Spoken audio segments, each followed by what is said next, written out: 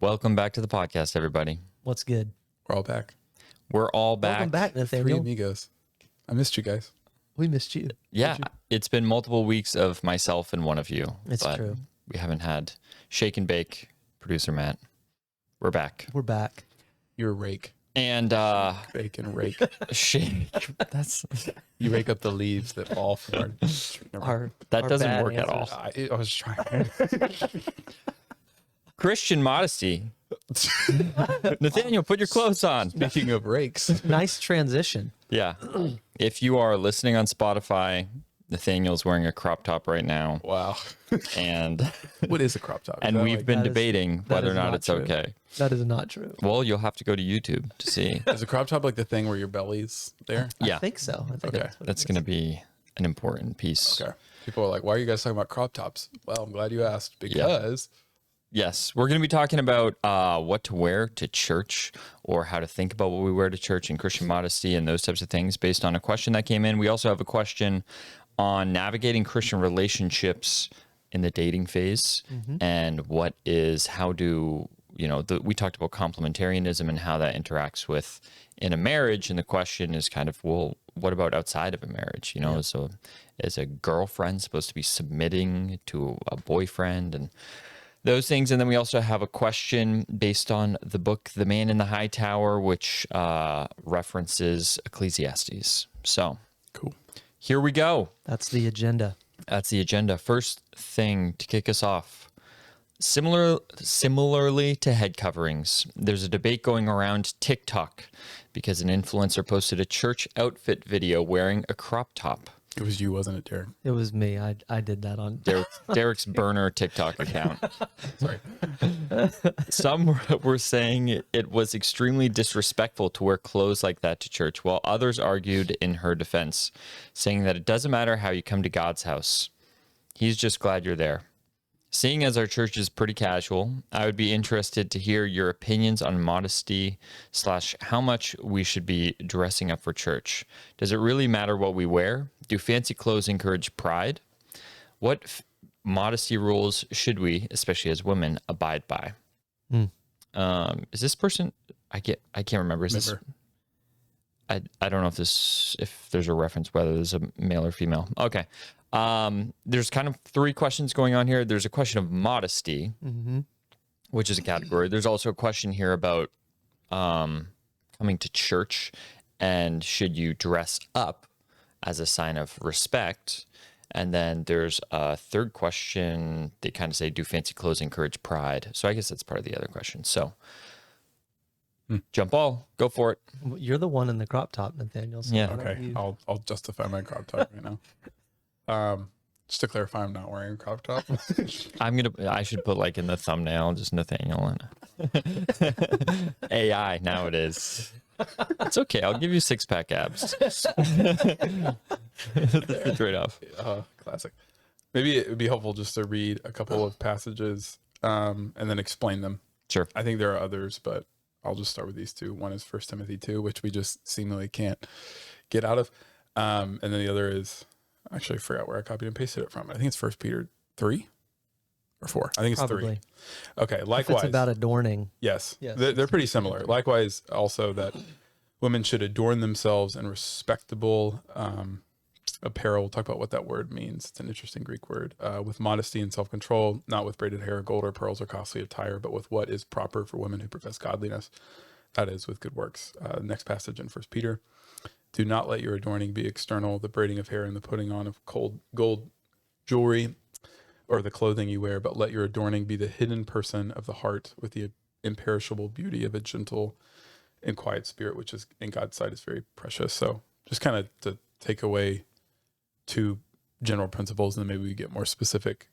I do think God cares how we appear and how we dress, but not because we need to earn his love, but because we've been given his love. And so I think that's a tricky line to walk because on the one hand, you have some people that are saying, which I think this questioner alluded to, like God doesn't care at all how we dress. And I think you could use dress broadly, like not just clothing, but just overall appearance and, you know, the car you drive up to. Like I do drive up to church with. I do think God cares, but on the other hand, he doesn't care in the sense that like you need to like appease him, you know, like you need to wear a certain clothes in order to, or even look a certain way or have a certain type of physical appearance in order to gain his love. I think the motivation should be, I'm justified freely by God's grace. Therefore, I want my external adornment to be in accordance with that. I think the way that external adornment looks depends on the person. But I guess an example here would be like a wedding. You know, your spouse loves you. If you're the one getting married, you're about to be spouse, I guess, loves you, but that doesn't therefore mean that you don't care what you wear. It means you might dress to the occasion. But then there's other times where you know your spouse loves you, where you can, you know, wear sweatpants and a hoodie. And you wouldn't really dress up for someone like you would for your spouse, and you also wouldn't dress down. So there's this kind of, I mentioned those two examples, that there is a kind of flexibility when we're coming into God's house. We want to be coming with a sense of fear and reverence, but also a sense of accessibility as children. And that's often a tricky balance to strike. And I think whatever we do, that should be our motivation for how we dress. I think the second factor to consider is, what is your motive for what you're wearing? I think the Bible speaks a little bit less about the specifics of like how much money you should spend on clothes, or how,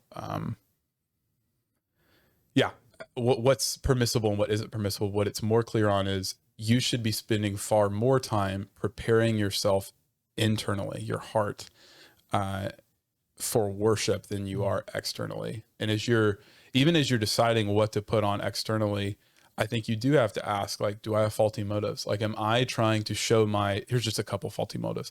Am I trying to show my superiority by wearing certain things that appear expensive? I don't think it's wrong to buy, you know, certain nice clothes. Like, you know, we could talk about this for a while, but like certain nice brands actually last longer, and they're more ethical, and you might actually spend less money in the long run, but that's not the point of this conversation. Right. But I do think there's some like name brands, like you might, I don't know, like designer name brands. This is like, honestly, like they don't last a long time. They cost an insane amount. It's like the Bible does seem to be, if not prohibiting that, like strongly discouraging that. Just excessive materialism with the gold. I mean, gold was even more rare than it is now in terms of like a luxury. Just the excessive luxuriousness seems to be at the very least discouraged. So are you trying to, that's one motive. Are you trying to be morally superior, or not morally superior, but like materially superior? Are you trying to maybe seduce other people? Are you trying to basically say, look at my attractiveness as a first and foremost category? I don't think it's wrong to want to appear put together and, you know, appear even beautiful or handsome. I do think it's wrong if that's like your main motive, when you're coming, especially to church, but even in general. I think that's why, like, again, we don't have time to do a full deep dive exegesis, but some of the Greek words, that one of the ones that just stood out to me, I think it's respectable. Let me get this right real quick. I think it's kosmoios, which just literally means, like, it's where we get the word cosmos, which is world. It just means the adornment. And so I don't think Paul in the first passage and Peter in the second is saying you need to be as ugly and boring as possible.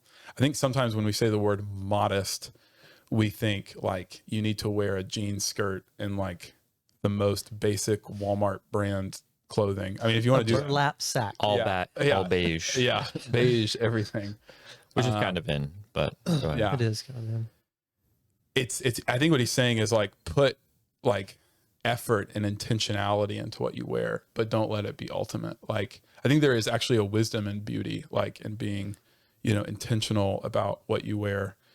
And we can talk about the ethics of that, but that's not the question.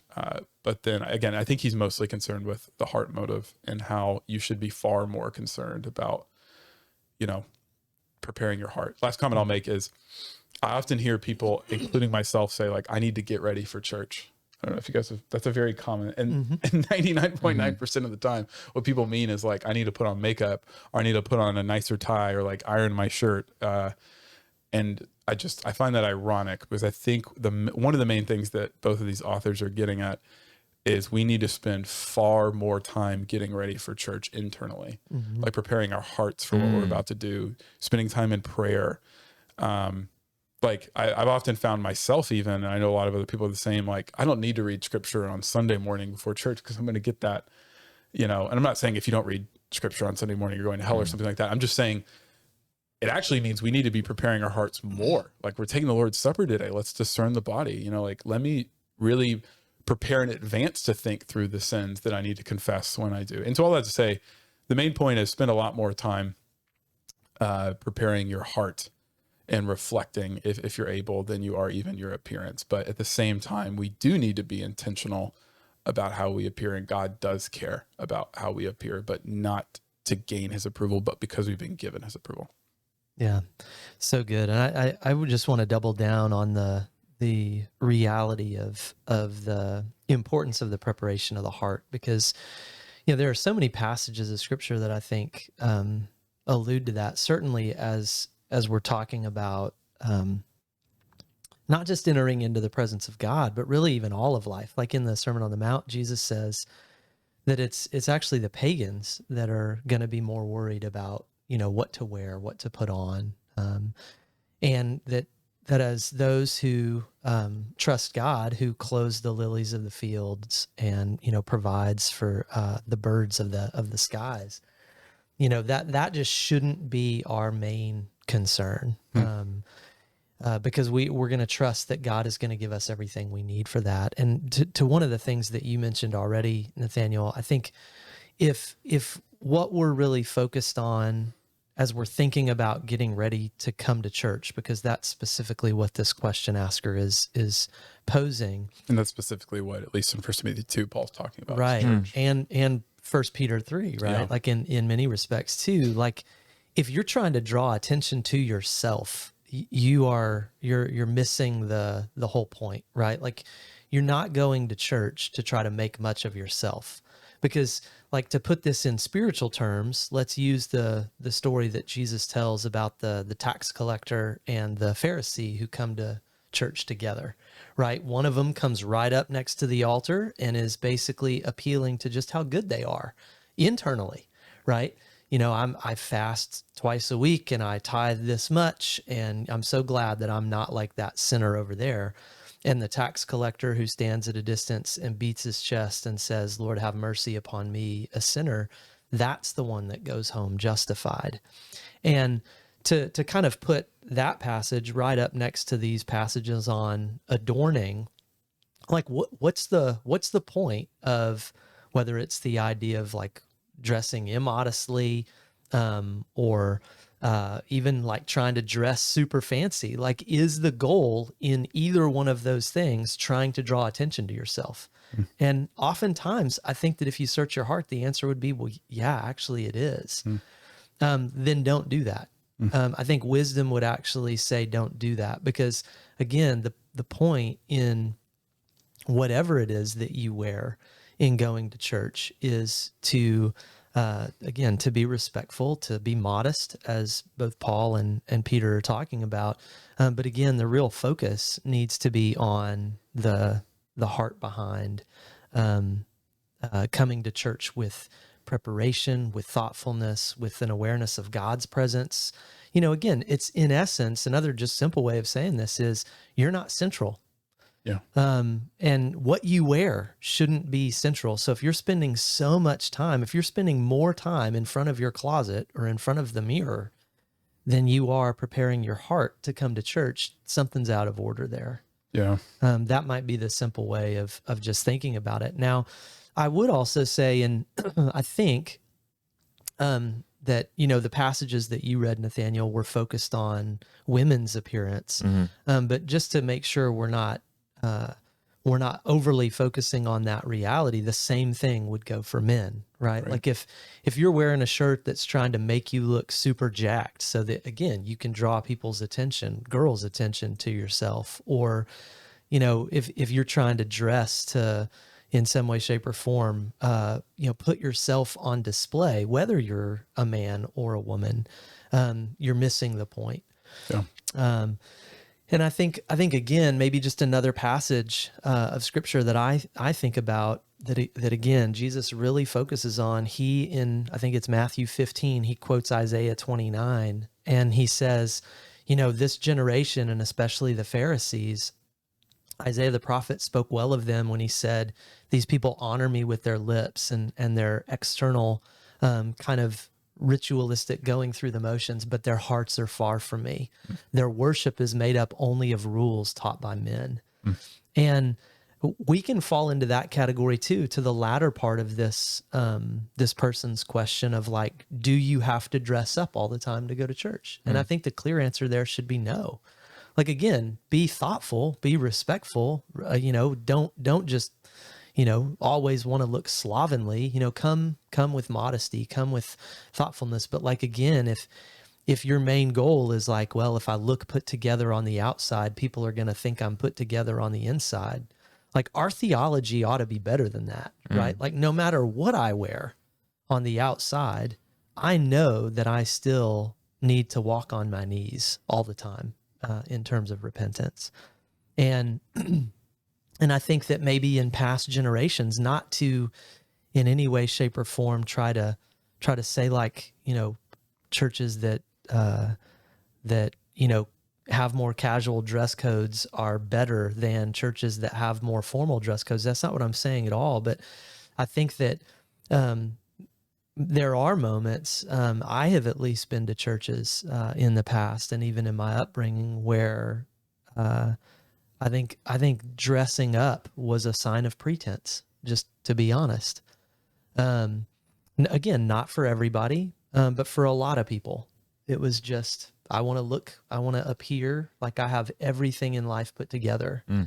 And, I like the analogy that I think it was Tim Keller uses when he just thinks about what coming to church ought to be like. It ought to be more like, turning up in a doctor's waiting room than it does showing up for a job interview. And again, it's not that then funnels all the way into dress code and there's never a time. And if you ever see somebody who's dressed up and going to church, somehow we can look down on them. That's not the point. But the point is just, again, that internal dimension, that's the place that you need to spend the bulk of the time really focused on in your preparation and coming to church, not in regard to dress code. And the last comment that I'll make here is that, the body in our day and age, I think the body oftentimes is the central focus of most of our lives. And I think one of the ways that is kind of made manifest is the way that we think about clothing ourselves. Yeah. And just to be maybe really blunt, I do think that does at times lead people to wear immodest things. And I do think that I'm not, again, to like Nathaniel said, I'm not saying don't dress to look beautiful or don't dress to look handsome, but like if your whole point, and you know yourself in the midst of this, right? Like I know the moments when I'm really trying to do that too. And it takes a lot of work for me. But like if I'm trying to look really nice, if Brooke and I are going out on a date or whatever, again, part of the question that I need to still ask myself is, where is my heart in the midst of this? Am I really trying to draw all the attention to myself? And a lot of times when people are dressing immodestly, they're trying to show off their body. And I do think that the Bible does speak pretty clearly about that. Like, think twice. You may want to pick something else. Because again, the goal shouldn't be to try to show off your body. And, part of the, even part of the historical context, at least, as maybe not the 1 Timothy 2 or the 1 Peter 3 passage, though I think I could make an argument in 1 Peter 3, but certainly in other places that I know you guys talked about a few weeks ago, like in 1 Corinthians, part of the historical context is the idea of like temple prostitution. Don't dress up like a temple prostitute. That was like a live issue in the day of Paul. And I think while the idea of temple prostitution doesn't necessarily exist today, I do think still that the idea of flaunting the body certainly exists. And I would just say church isn't a place to do that. And I think we ought to think wisely about that. So I think to name a false narrative that has often arisen is that this is purely a restrictive thing. I want to acknowledge like that it's been used in restrictive, harmful ways. What do you mean by that? So, you need to have your skirt be what it was like a credit card length away from your knee. I was always like, why a credit card? Like, but whatever. Or like you're going to hell. Or, I don't know. It's been used to shame people a lot. And a lot of times women. Mostly women. And I do think it's meant to be liberating, actually, because it's meant to say the most important thing about me is not my appearance. So I don't have to act like it is. Church should be the one place that I'm not trying to find my identity on how I look, because I think contrary to the secular narrative or some secular versions of feminism, which basically say you're free as a woman to do whatever you want, they still put way too much emphasis on appearance. And it's like, you see the most radical expressions of certain forms of feminism being like insanely, attractive women wearing an insanely minimal amount of clothing. And it's like the message you're sending is true freedom is if you look as hot as me, true freedom. And it's like, that's actually just another form of slavery, to say like, if I don't look a certain way, if I don't buy these brands, then I'm not enough and I'm not lovable. So anyway, I think the text here, I should say, the plural, the message of the Bible is not like, here's a list of don'ts in order to restrain your freedoms just because we hate you and your body sucks and it's evil. It's more like your body's actually a really, really good thing. It's a sacred thing. Sacred literally means set apart thing. And so you need to treat it not like it's a dirty sin to cover up, but like a treasure that you wouldn't necessarily flaunt in front of everybody. Right. You only bring out your fine china, if you will, whenever, does anybody actually use fine china? I don't know. But you only bring out fine china when you're having like someone fancy over. You don't give fine china to a 3-year-old. In the same way, like you need to, the high view of the body, which is what these texts have, the scripture has, is not meant to shame the body, even though that's all too often been done. It's meant to uphold the dignity of the body. And the message is meant to give you freedom to say like, wow, church should be the one place in this world that I don't need to feel like I have to look a certain way in order to get love. So another way to put it, using, I think, C.S. Lewis's words is, we're not asking you, and the Bible's not asking you to think less of yourself, but to think of yourself less. And that's actually a freeing thing, a liberating thing. Devil's advocate question here. I'm just going to put myself in someone's perspective. Yeah. I'm a woman. I am, I just want to wear what's most comfortable. Like I can tell you, I know my heart isn't to try and draw eyes or draw looks or things like that. Like when I go to the gym, I'm just most comfortable wearing, my sports bra and whatnot. And I mean, so what's wrong about that? I mean, that's really kind of their problem. It doesn't really have anything to do with me. I feel good about my heart in this. So isn't that, what's wrong with that? Go for it. Yeah, I would say that too. I mean, like, so one of the things that, one of the, maybe the principles that I would kind of point to in a situation like this is if you can come to a place personally where you are convinced before the Lord that you're not trying to be a distraction or a stumbling block, right? Then there is an aspect of kind of stewardship and responsibility on the part of all others to make sure that they're not being distractible, right? Because to maybe take this for a second out of the context of dress, and let's put it into a different context for just a second. Like let's say at a worship service, you're not a person who gets really demonstrative in your worship. You don't like lifting your hands or, closing your eyes or whatever. That's just not your cup of tea. That's okay, right? But you recognize before the Lord that, as you're singing or as you're praying, you you recognize I'm in the presence of God and I want to commune with him. Great. Because there are going to be different people that are going to have different inclinations in regard to that. But don't look down on the person who raises their hands or, wants to get down on their knees or closes their eyes or something like that, and just assume, well, that person is just doing it for show. So you don't want to, on the one hand, you don't want to run around the room necessarily during a worship service to be a distraction to everybody else, because you want to be thoughtful for the other people that are there. You don't want to be a distraction or a stumbling block. But on the other hand, everybody else in the room also needs to be responsible before the Lord as well. And so I guess taking that kind of same principle and applying it to working out at the gym, Jesus puts the onus of lust on every person, right? Like, it's always our responsibility to make sure that we're not lusting after someone in the heart. And again, does it and can it sometimes make it easier if people are scantily clad? Well, sure. Yeah. I mean, absolutely it can. But again, that's not necessarily always going to be the problem of the person who is, going to the gym wearing, shorts and a sports bra or whatever. It's going to be the responsibility of all the other people too, to make sure that their heart and their mind is trying to operate in a certain way before the Lord.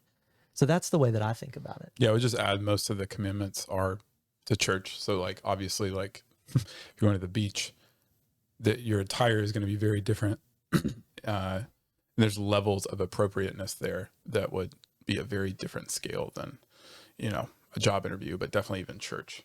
So whereas, and I guess what I'm saying is not that like this text has no application outside of church, but like if you're going in for a certain type of job interview, you want to actually look, one of your main motivations is to look as good as you possibly can. And that's not sinful. Like you don't need to go like get a super cheap suit, or anything. I do think the general principle of like your internal posture is more important than your external posture is universal truth, no matter what context you're in. I just want to say a lot of the specifics of adornment are for church, because what Paul and Peter and the rest of the New Testament authors are getting after is nobody wants, whether you're a man or you're a woman, whether it's clothing or, the verse right before in 1 Timothy 2 is, men do not quarrel with one another. Because evidently that was a bigger problem for the men. That principle still applies to women, and the adornment stuff still applies to men. But the whole point is minimize unnecessary distractions in the worship space, and try to keep the main thing, which is glorifying God and not yourself. Yeah, I guess the part I was trying to get to with the question was modesty is an interesting thing because it isn't really about yourself in a way, right? Like if it's how you're dressing, but really it's acknowledging that the way you're dressing is communicating something, or it's having an influence or impact on others, whether or not you like it or not. So, if you could say, I'm going to the beach and I'm going to wear nothing and I'm going to, but I feel comfortable like that. I just want to be like that. But there's a part of modesty that's taking into consideration those around you and acting in according to that, like not wanting to be a stumbling block or those types of things. And then I know, people will say, well, that seems like it's putting all the onus on, this usually is with women. That's putting the onus on women in regards to that. But I think there's a reality to it where you're doing the men around you a favor in not causing them to stumble or not causing them to lust in reality. And just, it's thinking of others, I guess is what I'm saying, which is kind of unusual. Like if you're dressing one way at home, it's never going to be considered immodest, right? Because you're not around other people. And then as soon as you enter into a certain context of being around certain people, then that determines whether or not, because it's a communication thing. It's what you're communicating to others, and you can't communicate by yourself. Yeah. Maybe this is unhelpful, but I would say just maybe a question, Sure. maybe a category distinction would be, the question to ask yourself, like, am I doing this to be intentionally provocative? Mm-hmm. And is this item of clothing, and it's really hard to evaluate it. And that's why, if you have other people you can ask, it's maybe not the worst idea that you trust, to have a good objective perspective. Like, is this outfit like over the top, excessive, provocative, which I get is totally a subjective thing. And you could even argue like culturally conditioned. I guess my point is this: if you're sitting there and you're thinking, I don't think it is, but I know some others might, I think I would argue that in that situation that you should kind of defer to others' opinions, right? Like if you're, I don't know, what do you think? I would say having one or two people you trust, and Yeah. then like using wisdom and saying like, because I don't think you're ever going to escape I do think I'd say it's like 25% on you and 75% on others. Yeah. Like, because our culture has every culture has a less problem, but ours really has a less problem. But I was talking with, sorry, this is probably really culturally insensitive. Please don't cancel me. I was talking with a friend who has a friend from the Middle Eastern context. And he said he literally couldn't be around women whose ankles were showing because it was so Right. provocative, to whereas you and I, like, we see someone's ankle, and you're not like, wow. Well, I don't know about you guys, but I'm not like, ankles cause me to stumble. So I say all that to say, like, the ball should be in the court, mostly, in my opinion, of other people. Like, you need to exercise discipline because different people might have different stumbling blocks on different things. And so and that's where it does get culture, because again, maybe is that culturally insensitive? I don't know. Like, if you're coming from a Middle Eastern context, the bar on what you need to wear in order to not be a stumbling block is far higher. But I wouldn't say that therefore, just because there's someone out there somewhere that might stumble if I'm not wearing a jean skirt, I should not wear a jean skirt. So that's where it does get complicated here. Yeah, and in the weeds. And I guess in all these things, it's like, if you want a culture of modesty and whatnot within the church, it's not within the church or within a school or whatnot. The way to attain that isn't to say, okay, credit card lengths, set up all these rules, right? Like, that's not how you attain that. It's through getting people within the church or the school or whatnot to have biblical, deep, rich desires to glorify God and to live in that way. Yeah.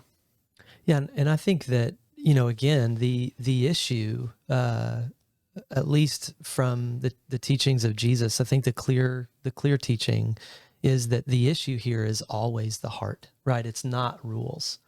Now, again, are there good thoughts of wisdom on things like this, or rules of thumb? Sure.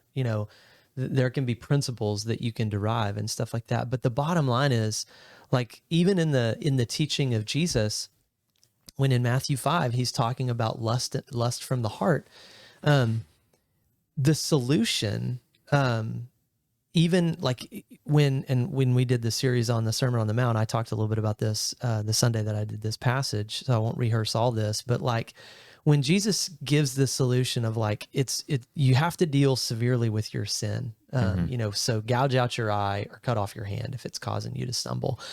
One of the things that you also have to realize that is inherent within that teaching is that lust, if you understand what Jesus just said right before that, you can actually be blind and still struggle with lust.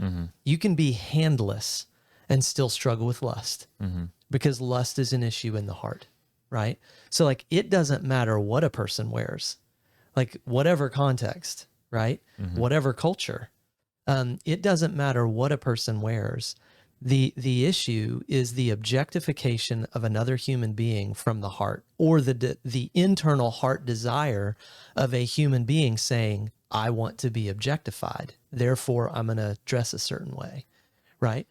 And both of those two things, the scriptures are basically saying, you need to be on constant guard against that. If you are looking to be objectified, or if you are objectifying another person. But the onus, back to kind of your question and comment, Matt, about modesty, there's a responsibility on both sides, right? But the responsibility actually issues from the heart. But it can't just be this. So don't wear that. Don't wear this. Don't wear this. Don't wear this. Like there are going to be certain moments. Like, again, for example, if you're going to go out with your spouse to a nice restaurant, you should probably dress up. Mm-hmm. And in that context, are some people in that room going to be like, wow, that dress that woman over there is wearing seems to be a little provocative. Like, yeah, there probably will be some people that are struggling with that, but that's on them, right? Like in that instance, because the conversation and the focus with that couple is on one another in that moment. And I don't think it's wrong to look beautiful in that moment. Now, again, are you trying to be objectified by everybody in the room through what you're wearing? Well, then you probably ought to think again about what it is that you're wearing. But like the categories and the definitions of right and wrong in these kinds of situations, again, I think are going to be different based on culture. They're probably going to be different based on people. And I just don't think that there's a way of giving, so therefore, you can only wear brown. When you go out, the dress needs to be this length, and You got something against brown and earth tones, guys? Yeah. Just kidding. as Nathaniel is wearing khakis. Yeah. Just kidding. But like, you see what I'm saying? Like, it's real hard to just say all of these things, therefore, are categorically off the table. Yeah. Yeah. Because, I almost think like part of the thing that I'm trying to get at here is like the mindset shouldn't be, oh, what's permissible in the sense of like, what can I get away with? Yeah. Like that's just the Totally. complete wrong mindset for all of this. Yeah. I think everyone should have the mentality of like, I think it was Luther who paraphrasing a lot of Paul, like saying, a Christian is free of all, slave to none, but yet we choose then to use that freedom to serve. Yeah. So like exactly. everyone should be, like how can my attire bless other people and provoke the beauty of God? And then other people, but then I don't think that person should worry, like, am I going to cause somebody to stumble? Because that's not on them. But then everyone else's position, like even if someone is wearing something that, even if it's not just provocative, it's just beautiful. And you're like, oh, I shouldn't be thinking about that as much. That's on the person then to subordinate or sublimate that desire and glorify God instead of lusting after the person. And maybe my last comment here, just to really clarify, I think that when you come back to some of these passages that Nathaniel started with in 1 Timothy or 1 Peter, it's real easy and sometimes tempting to say, look, I need to, if I'm really obeying the scriptures here, I can't wear braided hair, I can't have gold jewelry, and I just want to make sure that you are hearing that we're not saying you can't braid your hair. Sure. You can't wear gold jewelry. Because again, I think there are some people that are like, they are so hyper focused on this that that's the only way they think they can obey it. The real focus of the passage, like in 1 Peter, for example, is on the inner beauty of a gentle and quiet spirit, right? Like that's the focus through the thread that has been through this entire conversation is the focus on the heart. Yeah. And so just to kind of reorient us to that. Yeah. Okay. All right, let's move on. On to Christian relationships. How does one navigate a Christian relationship? The Bible talks in depth about the role of husband and wife, but it is unclear how those roles should and shouldn't transfer over to a dating relationship. I'd be interested to hear your thoughts. First of all, did people date in Old Testament times? No. Not really, no. So that's why. Was no such thing. There's Or like in New Testament times. They're like courtship, but it's very, very different. Yeah. Because honestly, like people rail on courtship, but I'm like, so much less anxiety. Yeah. Just like it's locked in, man. I'm like, and a lot of times though, I gotta with do dates or anything. just for historical context, like the courtship or what you would find in the New Testament, like with Mary and Joseph, was that they were betrothed. Right. That's the idea, but that was usually the decision of a family, right? Yeah. And of course, we've moved beyond that, and I think in some ways, probably in good ways. Like hopefully, there's been some benefit to that. But to Nathaniel's point, like the idea of dating around or playing the field or, seeing what's out there, All the fish. all the fish in the sea, right? Like that was not a biblical concept or practice. And it would be wise not to have that mindset first and foremost in moving into dating, right? Yeah, modern dating's tough. It is. Like not arguing for arranged marriages, but there's almost like another end of the spectrum that's hard. Yes. It's like if you have all the choice in the world, choice paralysis is a thing. Nobody's wanting to commit. You almost feel like you need to reach like 110% clarity, you know, and it's like, is that even possible outside of, I almost feel dating? I almost feel we're talking about this because dating has shifted so much since we've dated. Right? Like we're talking on dating, but like we don't actually know what it's like to try and date in this current era. Yeah. And so we have no idea. To that point, strangely enough, I was waiting for a meeting to start yesterday and I saw an article on a news feed about relationships today. And I was like, oh, fascinating. I'm going to read this because it was all about, kind of the generation, the way that dating relationships happen in the generation that is, kind of young and in that stage now. And some of the things that this author was kind of talking about, and it was an opinion piece, right? It wasn't there was some research to it for sure, but it was more opinion than anything else. Some of the things that this person was kind of highlighting was, we live in a day and age where kind of just after COVID, some people are totally freaked out, even to go to public places anymore. Or at least they're a little bit more hesitant to do that post-COVID. The online trends of being able to connect with people and things like that on all ends of that spectrum, by the way, right? Like not just dating apps, but like hookup apps. That those are things that are in the ether now. And those things didn't exist when, Brooke and I started dating or, probably when you and Katie were getting together and you and Brenna, though you guys are younger, Nathaniel. We started dating when I was 15 and she was 14. So it was like, you want to borrow a crayon? And I was like, sweet, there you go. You guys were still playing with crayons in middle school? That's awesome. Exactly.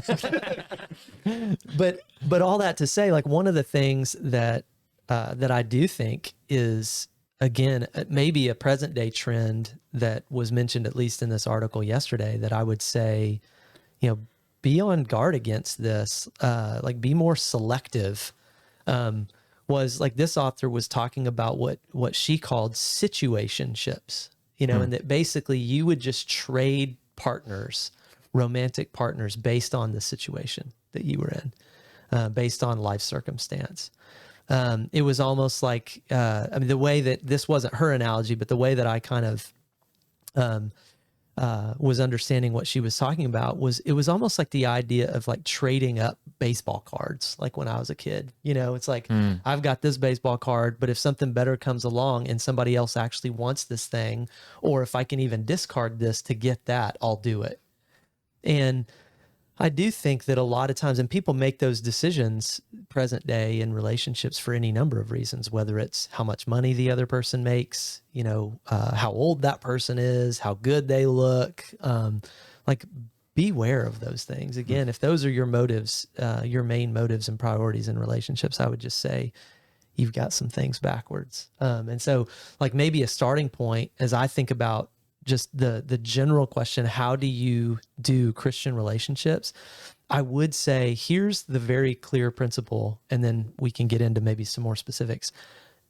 Christians date Christians, right? Like, and the reason why I would say that is because Paul actually declares it. Like the idea of you do not want to put yourself in a situation where there's the possibility of being unequally yoked. That's the language of Paul in 1 Corinthians 7. And so if you are in the early stages of a relationship with somebody and you find out that faith isn't as important, their relationship to Jesus is not as important as it is for you, or that they don't have one, or that they don't want one, the clear biblical teaching is think twice, get out.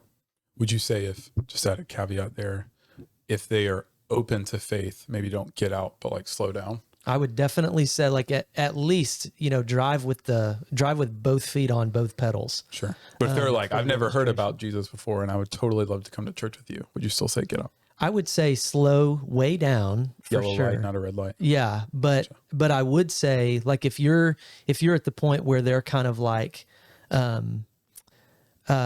hey, we're really thinking about marriage, and yeah, I'm open to this Jesus thing, but let's go ahead and get married. I would say don't propose. Don't go through that, because you're entering into a covenant relationship in marriage, and you already have a covenant relationship with Jesus.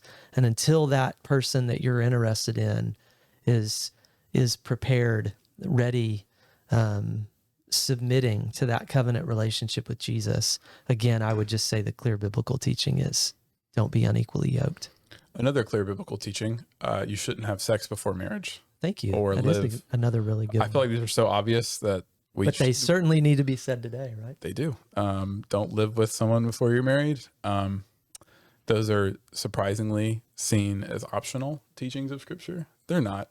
Not Read Keller's Meaning of Marriage book for all the rebuttals, or for addressing all the rebuttals, like, don't you need to test the car before you drive it? A, that's super dehumanizing. B, that actually doesn't work. Statistics show if you live together before you're married, you have a higher chance of divorce. That's not right. the other way around.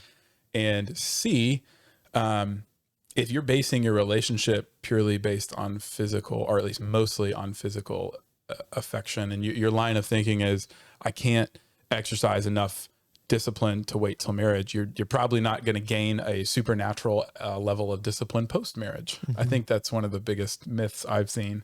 Yeah. Is people are like, well, we're just going to go ahead and start having sex all the time, and they're unrepentant about it. I'm not talking about people that mess up and are repentant about it. I'm talking about, let's just give in. And they think, therefore, all other sexual temptation goes away. It's like your whole life, whether you're married or single, you're exercising self-discipline and self-control. So if like it's dating and engagement is a great time to start, if you haven't, exercising self-control, because you're going to need it in marriage. It's not like all of your sexual desires will be 120% met every single percent of the time, or every single situation. And you're like, I'm great now. So if you can't do it before marriage, I would bet you can't do it after marriage either. That's right.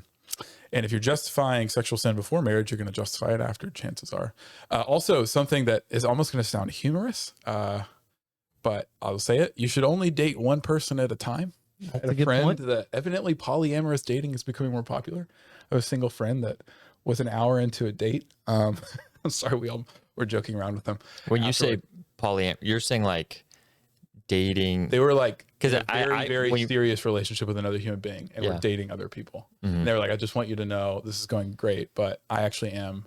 I don't know if they're engaged or married, but like, and he was like, this is a fact, going to be the last date, but I'm also really fascinated to know more. Yeah. Wow. So evidently that's becoming a trend. I've known people. Yeah. So no condemnation, but at the same time, don't do it. Yeah. Don't do it. I feel like, again, maybe that's so obvious we don't need to say, but. No, we definitely need to say it. Yeah, I would say just a general principle. Can I ask you a question on that? Please do. Because when you first said don't date multiple people at the same time, I was thinking of someone not in like a polyamorous way. I almost had put that in a separate category. And I still agree with the idea you shouldn't date. But what if someone's like, well, I'm not like trying to be, my goal isn't to be in multiple relationships at the same time, which I think is what polyamorous would be. Sure. It's like being the end goal is being there. But what about someone who says, I'm going on a lot of dates. I'm going on a date on Tuesday. I'm going on a date on Friday, with a different person. Thoughts? Does it still apply? What about speed dating? You're going on 10 dates in an hour. What is speed dating? Actually, I don't even know what speed dating is. I feel like exactly we're all really bad to answer this question. At a church I used to attend, I helped coordinate within the church. They set up a big speed dating thing, and it was a lot of fun for like even just the observers. I would say I wouldn't line up like, again, maybe we're getting too neat or too detailed here, but like just a quick comment. Like I wouldn't say like I'm gonna have a date on Friday night, a date on Saturday, a date on Sunday. That's obviously not as wrong as like I've been dating somebody for 3 years and then I'm just gonna go on dates with other people and physically hook up with them. But if there's any kind of like openness to pursuing the relationship and after the date, I would not be entertaining a subsequent or coinciding dater. But if you're like on a first If date, you're going on a date, are and then you you're dating? like, yeah, it's like, and then if you're like, I don't think I'm going to continue, and then someone else the next week, I don't think that's wrong, because it's like you're not really. I would You're think not dating. we're talking about dating like as an ongoing relationship rather than like maybe initial dating. Yeah. Yeah. Just another piece of advice kind of along that is like, I would go slow. That's hard to do in our society because our society is not set up logistically to live out the biblical teaching well. Here's What do you I mean by go slow?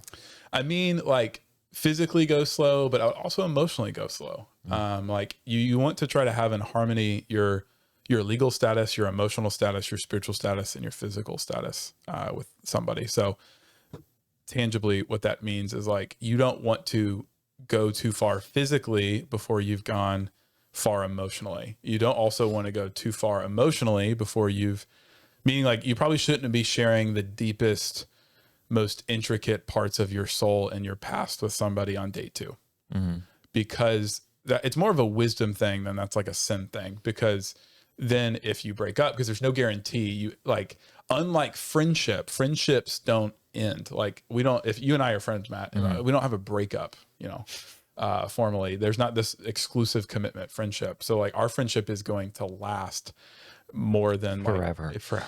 Exactly.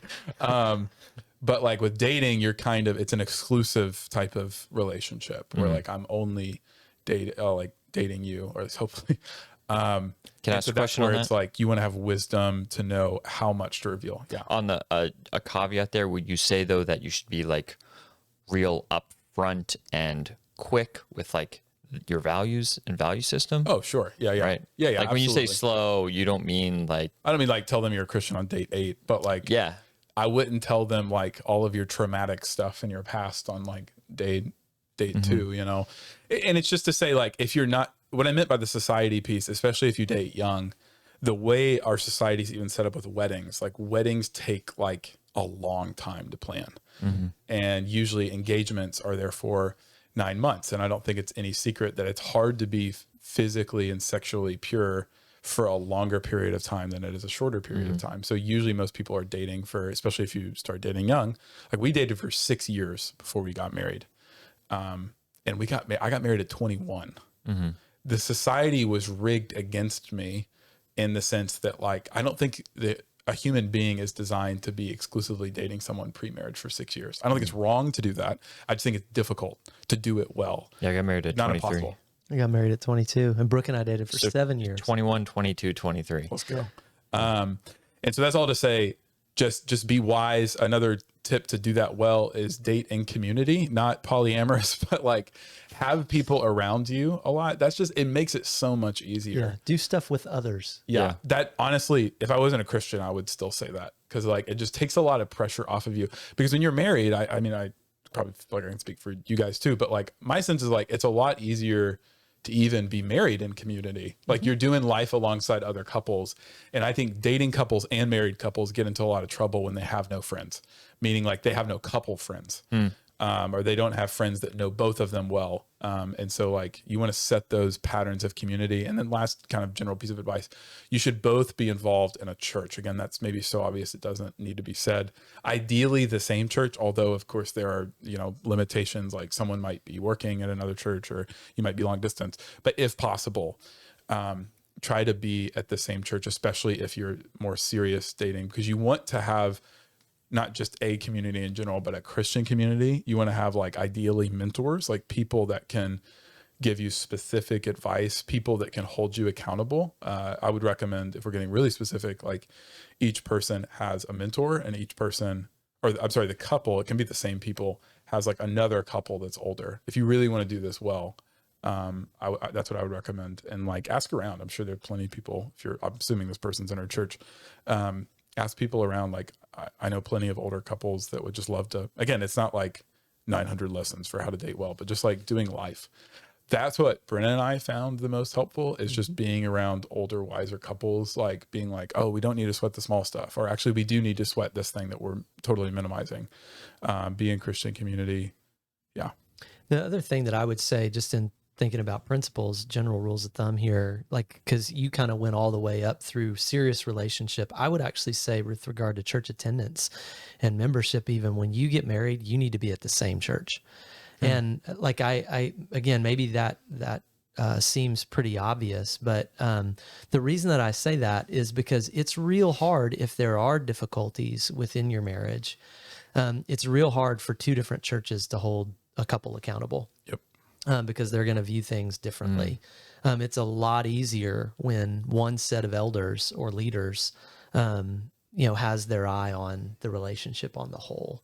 And I just think for the sake of your covenant commitment to one another, you need to be at the same church. Yeah. Because again, you need that community and even that aspect of accountability that comes from that. Now, I know that the person that asked this question was kind of asking the question of like, when you start dating, do the same rules apply in terms of like headship and things like that? And I would actually say for a while, no. Now, again, how would you determine when that shifts and stuff like that? Well, let me first start with why. Why would I say that? Because very clearly throughout Scripture, when Paul is giving commands, like in Ephesians 5, the command to love your wife as Christ loved the church, or wives, respect your husbands, submit to them as the church does to Christ, that is exclusively given to husbands and their wives and wives and their husbands. It's not a general category of the way that that all guy and girl relationships should go all the time. And arguably, like if we really wanted to get into this, the way that the human family ought to be set up, and again, I know that this isn't the way that it always is, but the way that it ought to be set up is that that like in a situation where a family has a daughter, the father is basically trying to give spiritual oversight and encouragement to everybody in their family, but even their daughter especially, until the time that their child gets married. Now, again, can that be abused? Can it be misunderstood, misapplied? Absolutely. And I know stories, plenty of them, unfortunately. But all of that to say, the dynamic before marriage, and like even when I was doing Josiah and Brittany's marriage this last weekend, shout out to Josiah and Brittany. One of the things that I try to make clear in a marriage ceremony is that what is happening in a Christian marriage is that two distinct followers of Jesus are now choosing to follow Jesus together. And there's something that is mysterious and wonderful that happens in that moment. But it's up until that moment that those two individuals are responsible for following Jesus personally, individually. Now, again, they're still responsible for their own personal walk with Jesus, the other side of it. But there's a new level of accountability for both the husband and the wife once those vows get made. But until those vows get made, you have the headship of Christ in that situation. And again, I get the fact that Jesus is always the head. He is, and that's undoubtedly true. But there's another layer that is not entered into until a person is married. And so if this person is asking the question from the standpoint of like, just wondering, so like how soon? It's like 6 months, 8 months. Do I start submitting to this person, or, do I start needing to lead, this person that I'm dating? Like there are aspects of that where there might be moments where you're going to see some subtle expressions of it, but the accountability doesn't actually happen until the day that the vows are actually entered into. Because again, it's something that is very significant that's happening at a marriage ceremony. Yeah. I totally agree. I think a tiny bit of it happens once you get engaged. Yeah. Like True. if you start like planning, for example, like for like where you're gonna live, there might be some of the Ephesians 5 stuff that might come out. Like you might need someone to like, you know, Break a tie. you as break a Kelly would tie. say. Yeah. Like, even a lot of it, like, I don't necessarily think you have to like merge your finances, you know, when you're engaged. And there's probably, I don't even know if that's even possible on a legal standpoint on some ways, like filing taxes or whatever. But yeah, like you're not living together. So like a lot of the day to day like rhythms are, yeah, not affected. So yeah, I totally agree. I don't have too much to add other than get people to pray for you. Yeah. And just do it in community, just to really emphasize that. I think what makes dating really hard these days is a lot of people almost by necessity have to do it in isolation. It's just them and the other person.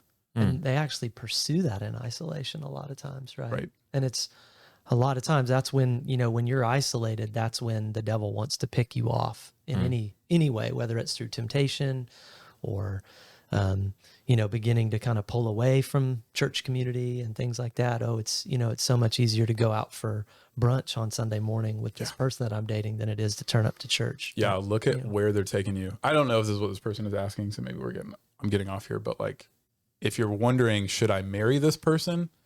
Like maybe, again, I feel like there's so much in this question that we could talk about. So Specifics. if you're the person that asked the question, you're like, I don't care, you can turn off right now.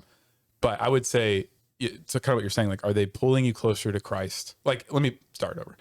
Here's some metrics you should have, and here's some ones that are not as important. Metrics you should have. Are they repentant? That's, in my opinion, the most important quality of a spouse. Now, how much money they make, that's not the most important metric. Not like how attractive they are, even though that's a decent thing to consider. It's like, are they repentant? I think what people often look for, I haven't done a lot of premarital counseling, but I think I see in a lot of my friends too, and I saw myself, you're looking for this polished person, and you're not going to find that. What you need to find is someone who's willing to crucify the flesh and to submit to the lordship of Jesus Christ and the reception of the Holy Spirit every day to become the type of person that, you know, they may be easily angered now, but if they recognize it and they're growing in it. So I just have to say, I think there is this tendency, especially in Christian circles, where it's like, well, this person has X, Y, or Z categories or characteristics, therefore I can't marry them. It's like, they may have those, but if they're super repentant and they're growing, I mean repentant in the biblical sense, not just like, I'm sorry, and then you do it again, but I'm sorry, and I'm going to do everything I can to grow in this and grow in grace. That's the most important thing. Yeah. Like, are they drawing you closer to Jesus? Like, will they work hard? Do you have a general shared philosophy of, I almost said philosophy of ministry, philosophy of life, like similar vision? And then a lot of the other stuff, I think just people focus on, they're good things to consider. Like, you know, physical attractiveness is an important thing, but it's just like, I feel like it becomes less big of a deal after you get married. In the day-to-day trenches of adult life, you rarely think like, this is the most important thing. Like when you're raising kids, like, repentance and following Jesus becomes more important. So whereas I feel like when you're first starting out, you don't know the spiritual characteristics of the person very well. And what usually draws people is attractiveness or personality. And those are good things, but I would just say, like, are you really willing to like repent and follow Jesus? That's kind of the most important thing to discern. The only thing I was thinking about in the midst of this, because some of the things that you were saying reminds me of some things in the meaning of marriage. And, you know, I know that the Gospel in Life is actually putting out a separate podcast of 9 talks that Tim and Kathy did on marriage.